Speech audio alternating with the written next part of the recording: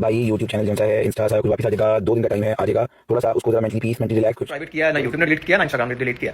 मुझे लग जब मैं उसके साथ में ना होता तो ऐसा कोई ना कोई बड़ा मसला ऐसे बन जाता है। तो मुझे अस्सलाम वालेकुम जी, you are watching my YouTube channel. आज की ब्रेकिंग न्यूज़ कुछ इस तरह से है कि जैसे मैं सो के उठी, मुझे बहुत ज़्यादा कॉल्स और मैसेजेस आ रहे थे और कहा जा रहा था कि रजब भट्ट का ना तो यूट्यूब चैनल मिल रहा है, ना ही इंस्टाग्राम चैनल मिल रहा है। इससे एक दिन पहले रजब भट्ट ने अपनी ये स्टोरी लगाई थी जिसमें ऑन पर उन्होंने इल्ज़ामात लगाए थे, उनके कुछ स्क्रीनशॉट्स भी अपने फैंस के साथ शेयर किए थे।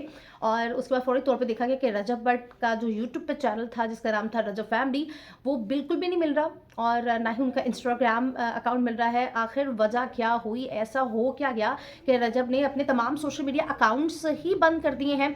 अब कुछ लोगों का कहना है या तो ये गवर्नमेंट के प्रेशर में आकर बंद किए गए हैं, या उन्होंने डिलीट कर दिए हैं, या फिर इंस्टाग्राम ने या यूट्यूब ने उनके डिलीट कर दिए हैं। तो जो मेरे पास मालूमात है, मालूमात तो जिस तरह से है कि रजब भट्ट ने अपने चैनल्स को खुद प्राइवेट किया है, डीएक्टिवेट किया है।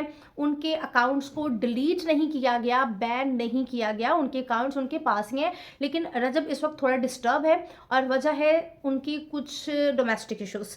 तो डोमेस्टिक इश्यूज़ क्या है, एक दिन कबल आपने देखा था कि उन्होंने अपने इंस्टाग्राम पर स्टोरी लगाई थी और अपने ही साले ऑन शेख के कुछ स्क्रीनशॉट्स, कुछ उनकी गॉसिप जो किसी लड़की के साथ वो कर रहे थे, वो बाकायदा तौर पर पब्लिक कर दी थी। उनका कहना था कि खुदारा मेरी फैमिली को, मेरे बेटे को और मेरी बीवी को सैम्पथी कार्ड मत बनाओ, अल्लाह से डरो। मैं नहीं चाहता कि बातें कि मैं आकर मेन पर करूं, लेकिन अब मुझे मजबूरी तौर पे करनी पड़ी है। और ये जो मेरा रिश्ता है, मुझे नहीं पता कब तक ये चलेगा नहीं चलेगा, लेकिन मैंने अपना मामला अपने रब पे छोड़ा। ये रिश्ता अब मेरा रब ही लेकर चलेगा। इन तमाम कयास सराइयों के बाद, इन तमाम अपडेट्स के बाद रजब भट्ट के फ्रेंड सामने आ गए हैं। रजब भट्ट खुद तो सामने ही नहीं आए क्योंकि उनका कोई ऑफिशियली बयान सामने नहीं आया। नदीम रानी वाली का कहना है कि जब भी मैं रजब भट्ट को अकेला छोड़ता हूं तो इस तरह का कोई ना कोई ब्लंडर हो जाता है, इस तरह की कोई ना कोई खबर मुझ तक आ जाती है और मैं अभी सो के उठा और मुझे पता चल रहा है जनाब के रजब भट्ट के अकाउंट्स को डीएक्टिवेट कर दिए गए। इतनी कॉल्स, इतने मैसेजेस, तो अब मुझे लगता है कि मुझे रजब भट्ट के पास ही जाके रहना चाहिए। दूसरी जानिब उनके एक फ्रेंड हैं जहांगीर, उनका ये कहना है कि रजब इस वक्त बहुत ज़्यादा टेंशन में है और उसको प्लीज़ अकेला रहने दो। सिर्फ 2 दिन के बाद वो तमाम अपने अकाउंट्स जो है वापस ले आएगा और दोबारा से अपनी उसी तरह से व्लॉग्स बनाना शुरू कर देगा, उसी तरह से खबरों में रहेगा। लेकिन 2 दिन के लिए उसको एटलीस्ट सुकून में रहने दो, थोड़ा सा रिलैक्स रहने दो, वो वापस आ जाएगा। तो जनाब अच्छी खबर है जब फैमिली के फैंस के लिए, चाहने वालों के लिए, कि 2 दिन तक उनके अकाउंट्स जो हैं वो बाकी वापस आ जाएंगे।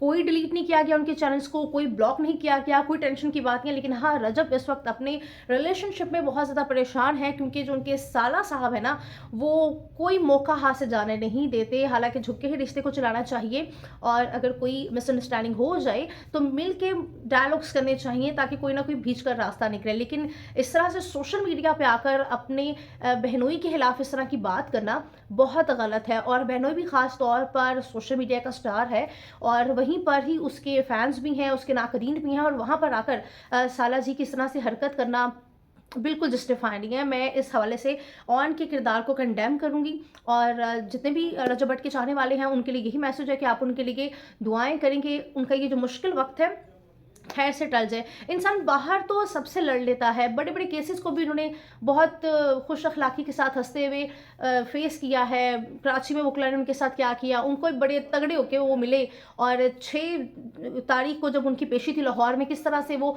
बिल्कुल प्रोटोकॉल के साथ हंसते खेलते अदालत में आए और अपनी डेट पर हाजिरी दे के वो चले गए। लेकिन जब लड़ाई अपने घर वालों से में होती है, कोई मिसअंडरस्टैंडिंग अपने रिलेशनशिप में आ जाती है, वहाँ इंसान हार जाता है। वहाँ पर इंसान बिल्कुल नहीं लड़ता, कोई मुकाबला नहीं करता, क्योंकि ये दिल के रिश्ते होते हैं और दिल के रिश्तों से इंसान कितना ही लड़ ले और जीत के क्या ही हासिल कर ले, तो इंसान अपने रिश्तों से ही हार जाता है। तो इसमें बहुत सेंसिटिव स्टेज है और बहुत से लोगों का कहना है कि अच्छी खबर नहीं है, हो सकता है कि इनका रिलेशनशिप टूट भी जाए क्योंकि रजब ने कह दिया है इनाफ इज इनाफ।